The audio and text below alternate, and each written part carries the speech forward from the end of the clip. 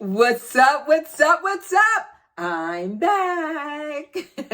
This is Coach Michele coming to you live from the ATL. Can you guys tell I love doing this? Jot down in the comments if you could tell I love doing this, because I really do. So you guys are chiming in for the first time. What's up? What's up? What's up? I have tons of videos on all type of tips and strategies and information about the home care industry. So definitely act like this is Law and Order. Doom, doom, go to the next one. Doom, doom, go to the next one, and get the information you need to help you start and grow your business and or build your confidence. And for those of you that are coming back, you already know what's up. Thank you so much. I appreciate each and every one of you. So today's video, this is the fourth video today. And this video is, what company do you recommend for employee background checks? What components of background checks do you select?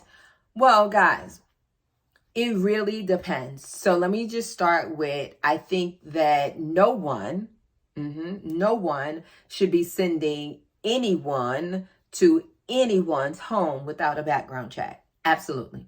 No ifs and buts about it. If you don't have a background check on somebody, you should not be sending them out to somebody's loved one's home. It's just not right, guys. There's no such thing in this business as far as just saying, hey, I need a warm body. No, you need a qualified, pre-screened individual that is capable and competent to provide services in the home, right? So I just wanted to put that out there. In regards to who I recommend, it depends, right? So some of you are in states that require, like Georgia, we have to do fingerprints. So of course we go through, Cogent. And so I would say check with your local licensing division, look at the rules and regulations and see if they have any specific guidelines and or mandates pertaining to background checks.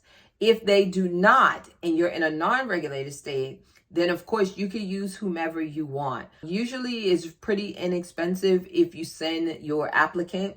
Did y'all hear that? I said applicant, not employee. Your applicant to the local police station, sheriff's department, and then they may be able to get one very inexpensively. Some sheriff departments do it free background checks for individuals in their county.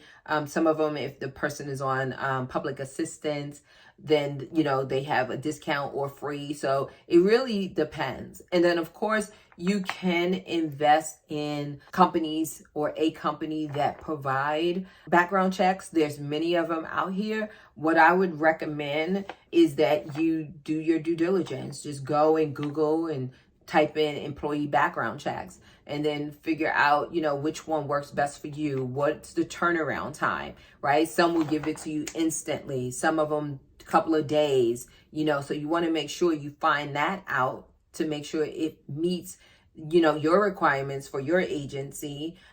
You want to also, there's some software, some home care software that may have background checks. There are some payroll companies that have background check as a service. So you just really want to do your due diligence and find out what works best for you. One of the companies before Georgia became mandated with the fingerprints, one of the companies I used, it was an online company, and it was charging us, $20 per background check. They have increased to $50 now, but it was $20 per background check. And, so we were able to do them in the office. We did accept background checks from caregivers as well, applicants. However, we had a policy and a procedure on what that looked like, right? So we wouldn't just arbitrarily accept any background check. We accept the background checks that were from specific, departments or companies that they brought in, and it had to be within a specific time frame,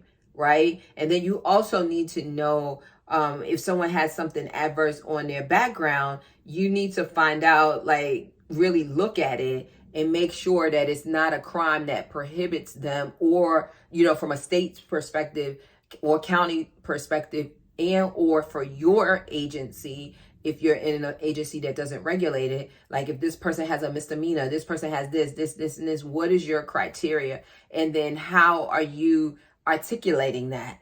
Right? So you got to be very, very careful and mindful when you're telling someone they do not qualify based on this. So I personally, if you don't have experience with that, I personally would say get with your attorney or a professional and help them guide you through what does that look like HR professional. And, what does that look like? How do you say that? Do you have to say anything? And make sure you have that protocol in place and those processes. So anyone in your office, they're going to do exactly how you want it. And then that way you don't have to worry about no lawsuit for discrimination or anything like that. And that goes also with drug screening, guys.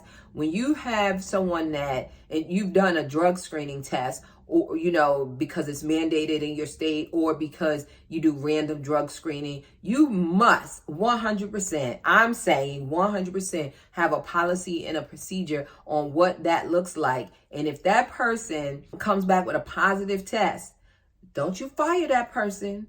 Not yet.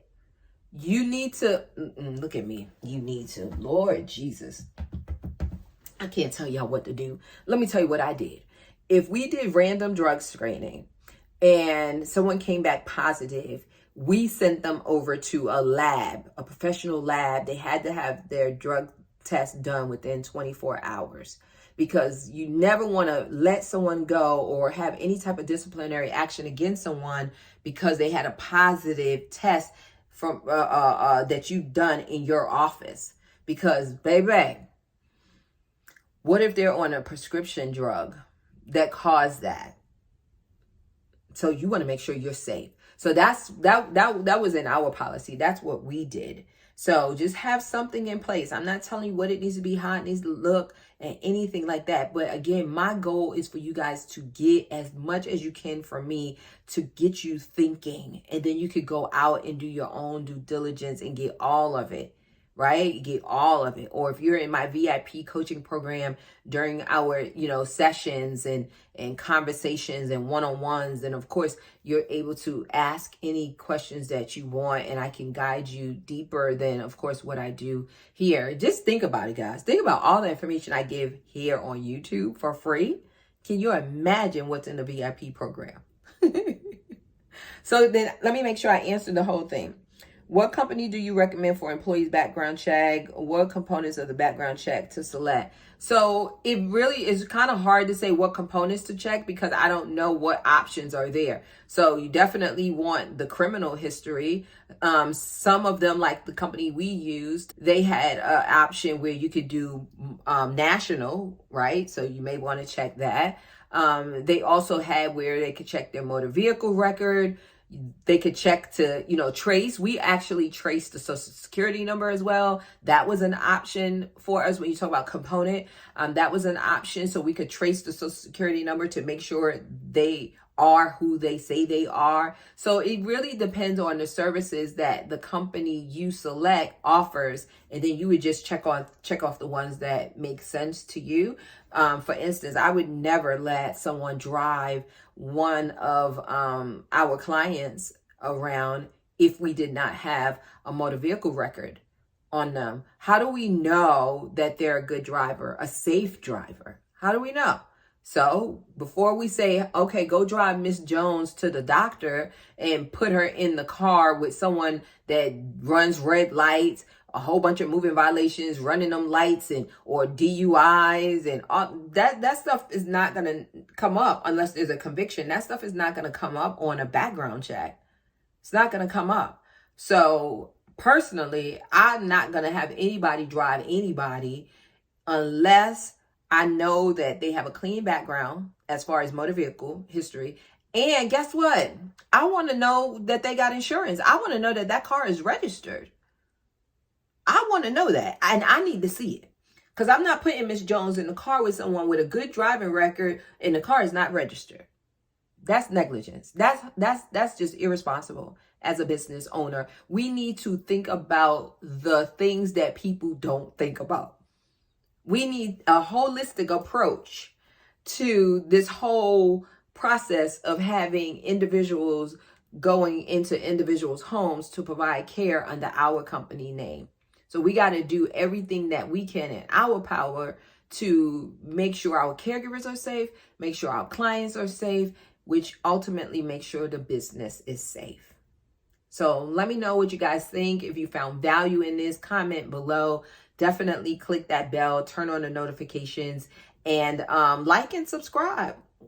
Keep this channel going and growing. So y'all take care. God bless. And check me out on Facebook at I Am Coach Michele. You can subscribe to my text messaging that I send out every morning at 8 a.m. Eastern Standard Time. And that text number is 678-336-7472. And you just need to type in YouTube so I know where you came from. So y'all take care. God bless. And I will see you next week because today I dropped 4 videos. So y'all take care. God bless. And I appreciate each and every one of you.